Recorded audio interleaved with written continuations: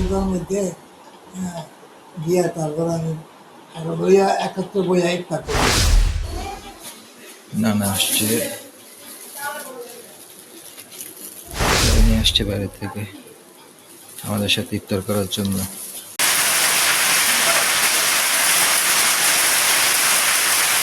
আমার দুই মামাতো ভাই আসছে। কখনো তো ইনভাইট করে না, কখনো তো বলেও না আমাদের বাসা থেকে আমার নানাকে আসার জন্য।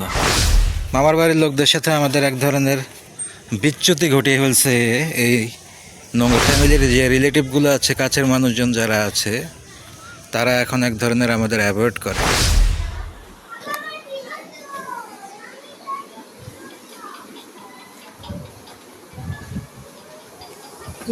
থাকতো না, বহুত মনের আশা করছি যে এই দুটোর মধ্যে গিয়া তারপর আমি আরো বইয়া একত্র বইয়া ইফতার করবো।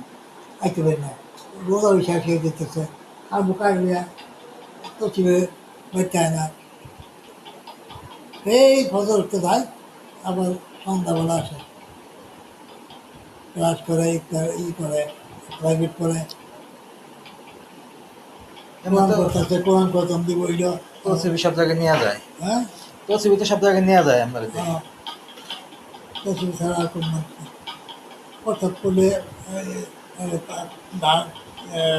শহীদ করলে চুল কাটলে ও ছাড়া কাটবে যেমন আমি তো দেখি না চলে। এই কাজগুলো আগে কে করতো? মামা করতো নাকি আমরা? আমি এই করছি শুধু। আমার নানার অনেক বয়স হয়েছে, উনি এখন চোখে দেখে না ঠিক মতো। আমার একটা মামাতো ভাই আছে, ও ধরে ধরে নিয়ে আসে স্টেশনে, মাঝে মাঝে দাড়িটা সেটিং করার জন্য, একটু কাট করার জন্য, মাঝে মাঝে ট্রিম করে, সেলুনে আসে চুল কাটে। এই ধরনের যাবতীয় কাজগুলো আমার ওই মামাতো ভাই তাকে ধরে ধরে নিয়ে এসে সাহায্য করে। তো আজকে ওর মাধ্যমেই আমাদের বাসায় এসেছে আমাদের সাথে ইফতার করার জন্য। স্পেশালি আমাকে দেখে না অনেকদিন ধরে, ওই জন্য নিয়ত করেছে যে আমাদের সাথে বসে একটু ইফতারি করবে। ওই জন্য সবকিছু কিনে টেনে নিয়ে এসেছে। নানা আসছে, ইফতারি নিয়ে আসছে বাইরে থেকে আমাদের সাথে ইফতার করার জন্য।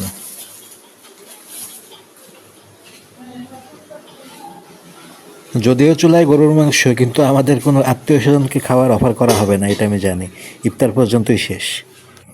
আমার মা মারা যাওয়ার পরে যখন আমার বাবার হাত থেকে ক্ষমতা চলে গেছে, তখন থেকে আর তাদেরকে কখনো ইনভাইট করা হয় না, বলা হয় না। আমার নানা এদেরকে নিয়ে আসছে আমাদের সাথে একটু ইফতার করতে।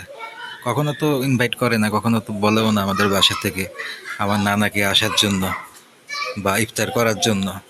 এখন বাধ্য হয়ে নিজের থেকেই আসছে যে আমার সাথে একটু দেখা করবে, আমার সাথে একটু ইফতার করবে আমাদেরকে নিয়ে বসে, এই জন্য নিজে নিজে ইফতার করার জন্য আসছে। কখনো তো এদেরকে আমাদের পরিবার থেকে ইনভাইট করে নাই বা বলে নাই আমার মামার বাড়ির লোকদেরকে। তো এখন নিজে থেকে আসছে আর কি আমার নানা আমার সাথে একটু ইফতার করার জন্য। কারণ এই মহিলা থাকার কারণে হয় কি, আমাদের আত্মীয় স্বজন সবাই আমাদেরকে এক ধরনের বয়কট করছে। মামার বাড়ির লোকদের সাথে আমাদের এক ধরনের বিচ্যুতি ঘটিয়ে ফেলছে এই নোংরা মহিলা। এর কারণে হয়েছে কি, আমাদের ফ্যামিলির যে রিলেটিভগুলো আছে, কাছের মানুষজন যারা আছে, তারা এখন এক ধরনের আমাদের অ্যাভয়েড করে, বয়কট করছে।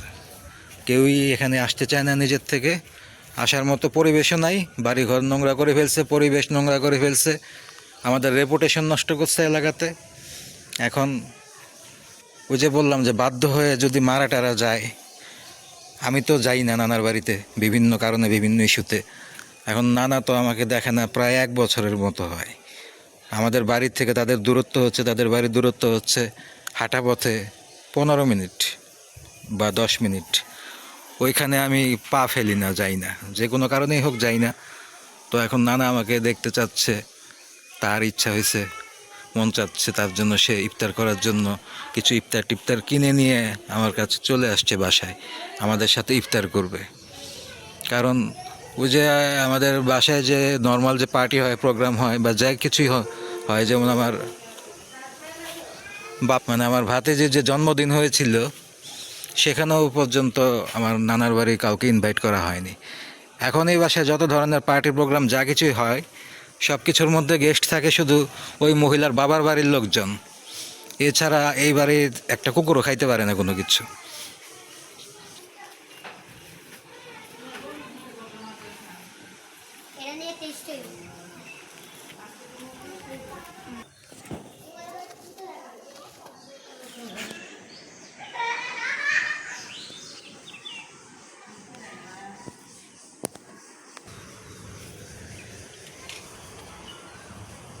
ও তোমার বড় চাচ্চু হয়।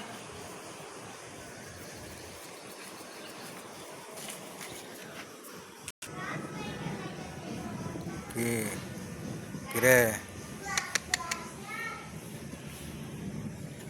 একটু পরে যে তীব্র শিলাবৃষ্টি হবে এটা মনে হয় বিড়াল বুঝে গেছে, বারবার আকাশের দিকে তাকাচ্ছে, কি যেন দেখছে। বিলাই ডরাইছে। অনেক দিন পরে আসছে এরা বাসা, অনেক দিন পরে। মানে আমাদের সাথে তো ওই স্বাভাবিক যাতায়াতটা নাই এদের। আমাদের বাসা থেকে তো কখনো বলেও না আসতে, ইনভাইটও করে না একক তো খাওয়ানোর জন্য বা কোনো ওকেশনে বা কোনো দিন। এরাও আসে না। আগে তো আম্মু যখন বেঁচে ছিল তখন এরা রেগুলার আসতো, মামারা মামিরা বাচ্চারা সবাই আসতো রেগুলার। এখন বলতে গেলে কেউই আসে না, এই মহিলার কারণে অর্ধেক আসে না।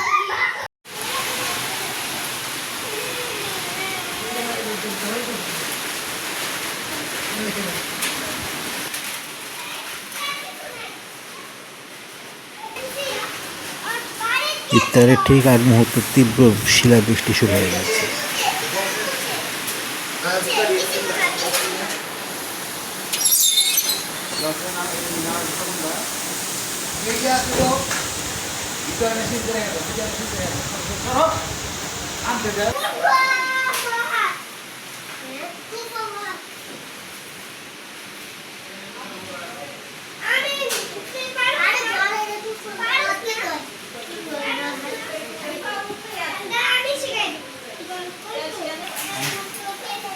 হ্যাঁ, তিনটা? কোন তিনটা?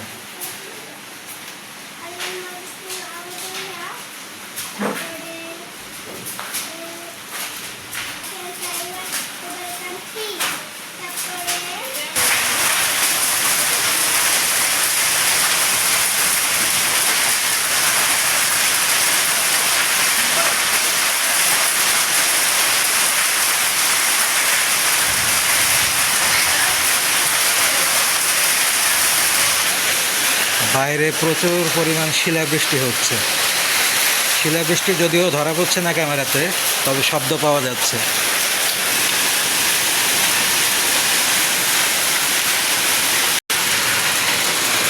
হাই গ্লাসের মধ্যে শব্দ হচ্ছে।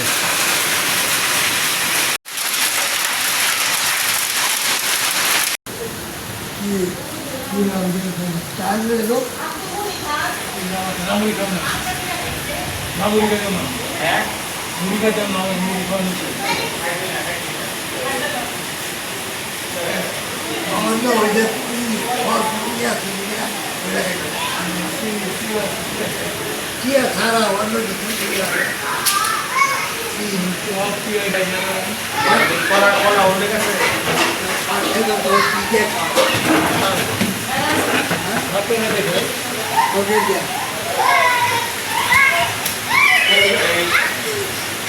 এখানে ইফতারি করছি। হ্যাঁ, সময় গেছে, এখন দৌড়াতে করবো না।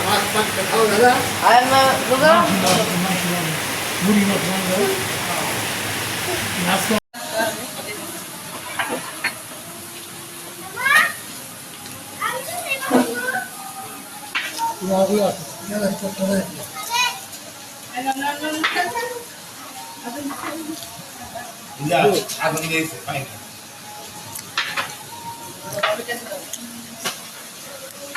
আমার এই নিকুঞ্জা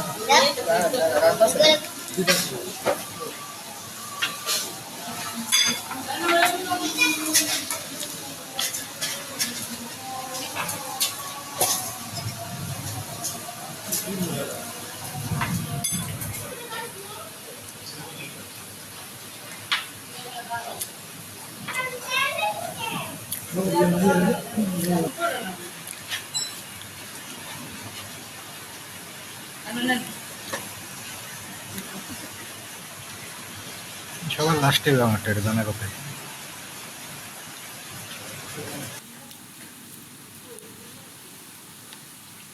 অনেক বছর পরে এরকম সবাইকে নিয়ে মিলেমিশে ইফতার করছি একটা টেবিলে বসে। এটা প্রায় বলতে গেলে আমার মা মারা যাওয়ার পরে প্রথমবার, মানে নিজেদের মানুষের সঙ্গে ইফতার।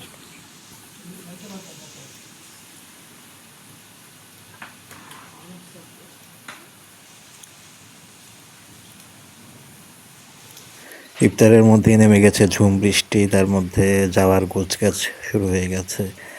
আমার নানা দেখে না চোখে, তাকে কীভাবে নিয়ে যাবে না যাবে এটা নিয়ে একটা ভালো টেনশন শুরু হয়ে গেছে।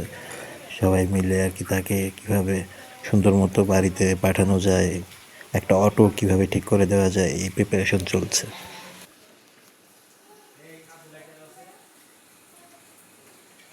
একদিকে তীব্র বৃষ্টি শিলাদ, সেই বৃষ্টি কিছুটা কমেছে কিন্তু একেবারে সম্পূর্ণভাবে কমেনি। কিন্তু পুরো সময় অপেক্ষা করা যাবে না, কারণ রাত্রে তো থাকবেই না কোনোভাবেই, তার যেতেই হবে। বৃষ্টি যতটাই কমেছে এর মাঝখানে তাকে পৌঁছে দেওয়ার ব্যবস্থা করা হচ্ছে, এবং একই সাথে ইলেকট্রিসিটিও নাই।